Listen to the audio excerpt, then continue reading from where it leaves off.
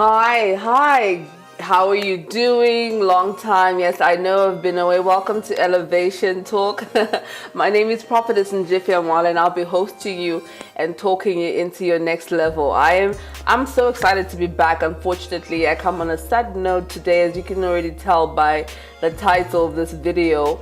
We're going to be discussing our beloved former president and founding father, Kenneth David Kaunda, one of the best that we've ever had. And I felt like I needed to talk about, a bit of his legacy, to be very summarized, but, just to go through his life and everything that he did for our mother country. And for those of you who may not know, Kenneth Kaunda passed away 2021, a few weeks ago. And I just wanted to touch on his legacy because he was the last of the founding fathers. And when I say founding fathers, I mean the people who initially fought for our independence as African states from the colonial rule, and among who there was Kwame Nkrumah, Julius Nyerere, and to mention but a few. We also had Kenyatta, we had Patrice Lumumba of Congo, and of course our very own David Kaunda. So I'm just going to give you a few details about his lifestyle. And Dr. Kaunda was born 28th April 1924, so he died at the age of 97. And in as much as he lived a full life, it's still very devastating to know that he's no longer with us. And I pray that whatever his legacy was, that we can continue it forward and be able to carry on the baton as the upcoming generation in politics. So so he was born in 1924. He was born right here in Northern Rhodesia at the time, before it was called Zambia. I'm sure a lot of you know it was called Northern Rhodesia. And he was born to missionary parents. His parents served the Lord, and both of them actually worked as missionaries, and they were also teachers by profession. Actually, you may not know this, but his mother was actually the first female teacher in Zambia, or black female teacher in Northern Rhodesia at the time. So she already made a significant difference, and he was the last born of about 8 children, and still, God did what he wanted to do with his life. So Kaunda himself studied teaching. He was a teacher by profession.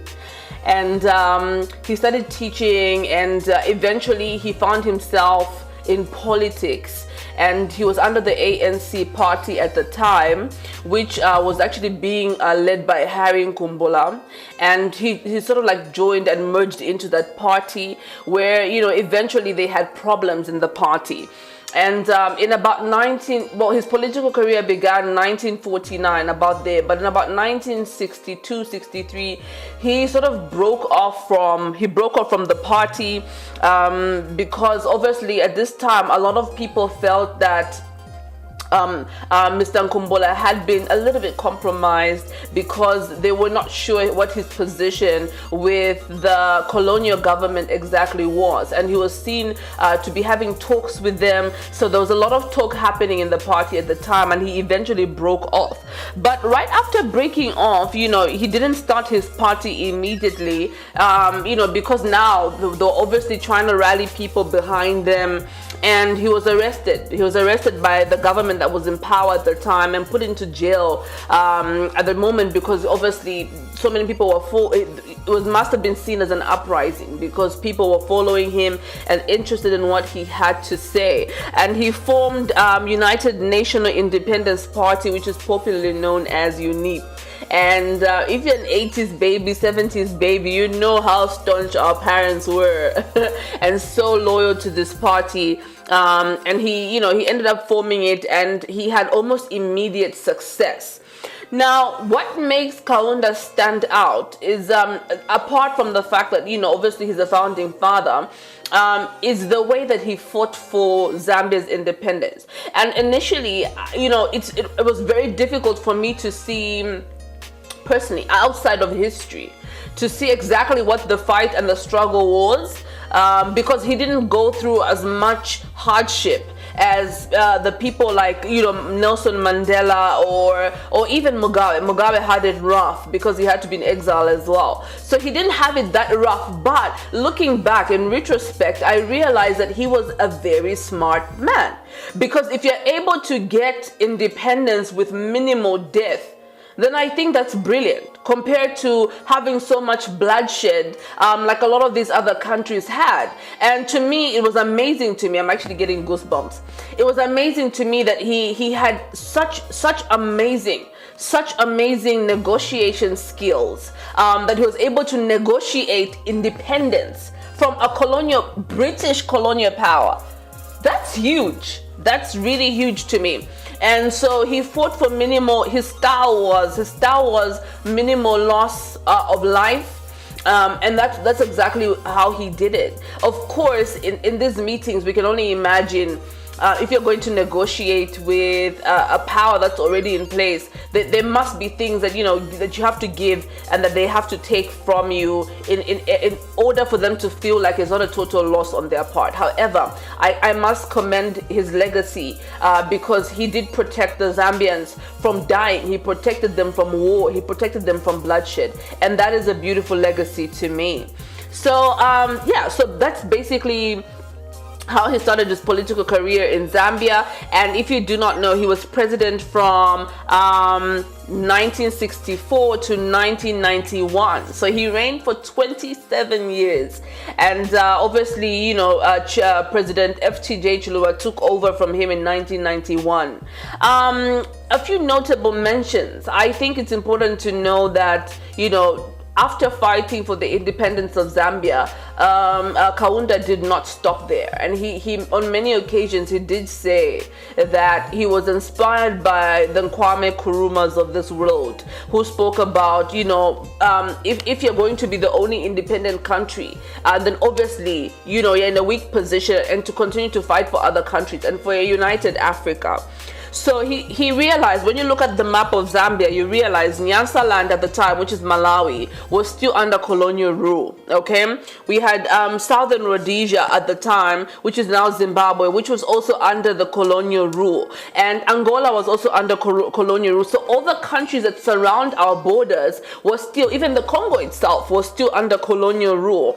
So he decided to take a big chunk of what the government was making, the government resources from mining and whatnot, and pump it into the liberation struggle of other countries from their own colonial masters, be it Belgium, be it Portugal, or be it the Dutch. So he really pushed, and he actually went into a couple of negotiations, more than a couple. He went into a few negotiations as the head of state on behalf of the countries that were still under colony rule. He sat down with the Ian Smiths of this world, who was Prime Minister of Zimbabwe, or Southern Rhodesia, if you'd like, at the time. And he also really fought against apartheid in South Africa. He was one of the people who provided, actually, one of the few people who provided a safe haven for the people who were in the liberation struggle. We hosted so many of them in Zambia. Avondale, we had Thabo Mbeki, okay, living here in Zambia. We had Oliver Tambo living in Chilenje. He kept them here. And if you do not know this, the ANC in South Africa, which is still the stronghold party, their national office, their headquarters was in Zambia for many years, because they were not allowed to actually hold their own headquarters office in South Africa. So when a lot of them were exiled, people like Oliver Tambo and Thabo Mbeki spent a lot of their 27 years in exile in Zambia, and he provided that for them. When you see, and we'll insert the clips here of when he was welcoming Nelson Mandela from prison, and he welcomed him to Zambia and hosted him here just to say, we're behind you, we support you. And I love that about him, that he was not just patriotic, he was Pan-Africanist. and he was outward looking. It has to be beyond just looking within your nation. At sometimes you have to look outward and see how we can get the best African for Africans. So yeah, that's part of the liberation struggle. And and that's why sometimes it puzzles me when there's xenophobia in countries like South Africa, because I'm like, do they know the history of what the liberation struggle was? And I've experienced xenophobia myself. It's not a joke. It's very frightening to be a foreigner in Johannesburg or in South Africa at times like that. But I hope that one of them can watch this and see that we are one. These borders that surround us were given to us by the colonial powers at the Berlin Conference when they were selecting what belonged to them.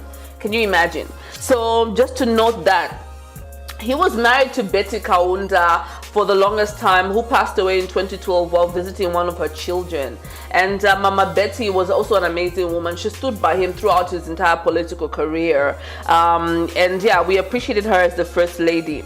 So when it came to Kaunda, economic policies, I think it's important to note that he was very big on nationalization, meaning that getting back companies or mines or infrastructure that the colonial people had taken over and removing it from the private sector and into the public sector. So that's what nationalization is. And he was big. He did that with the mines, and he was so nice to these people that he even negotiated with them how much they were willing to give out to government.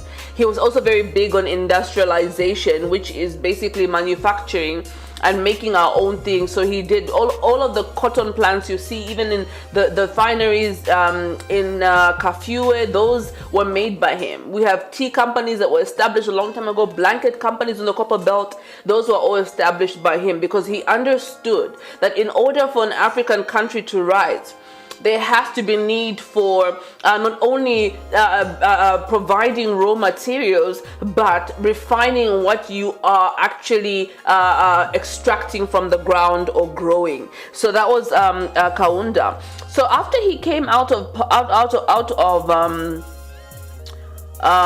actually, before he came out of power, he had introduced the one party state, which meant that obviously, there was one party at the time. And a lot of people have criticized him on this, but I know this is not a defense, but I can kind of see how the founding fathers looked at things. There had not been any other presidents that were African and Zambian prior to them. So I think sometimes they had a fear of somebody destroying the hard work that they had actually put into the countries.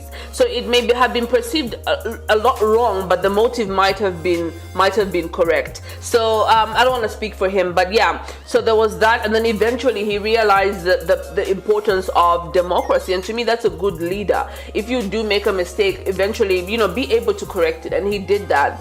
And unfortunately, he lost to FTJ Chiluba, who now took over in 1991. However, he didn't stop there. A lot of people, if you look at his entire presidency, he had very good diplomatic relations with other countries, including the Europeans, the Americans. We'll insert a picture here where he actually went to visit Martin Luther King to actually show him that even Africa supports whatever that they were fighting for at the time, for black people to have rights. So he went and encouraged Martin Luther King. Can you imagine that? He was such an amazing man. And he also had diplomatic relations with other governments. There was a time actually he was trying to purchase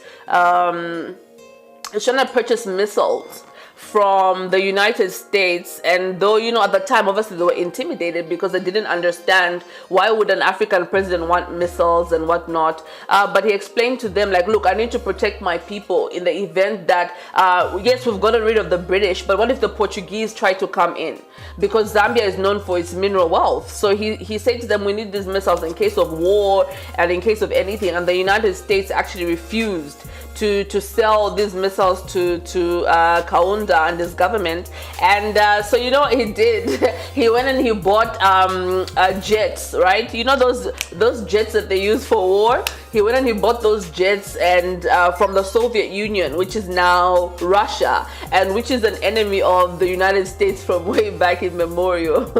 So I like that about him.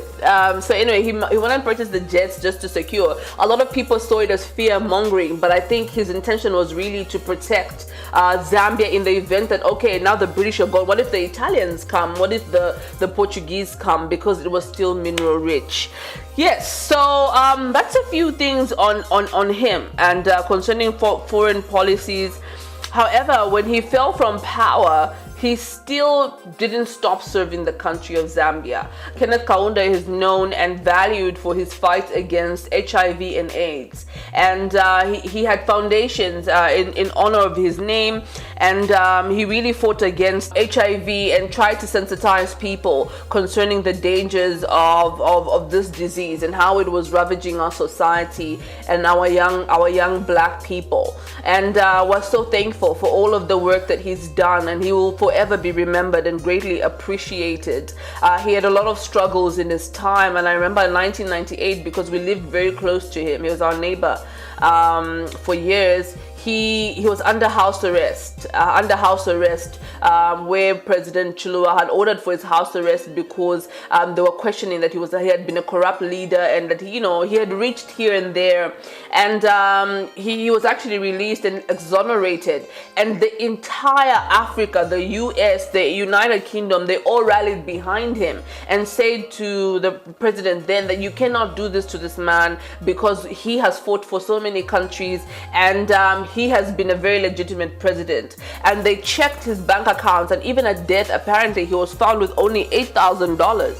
So just to show that if he had stolen, you could have seen the result of the theft, but he was exonerated, and that's the beauty of justice. So thank you. That's everything on Dr. Kenneth Kaunda. We salute him, we value him, we thank God for his life, and I pray that you too can be stirred up to make a difference. If you haven't already, please subscribe to this channel, and also I would like for you to press the like button because it actually gives visibility to my videos when you like the video. Thank you again for watching. Shalom, shalom. See you next time.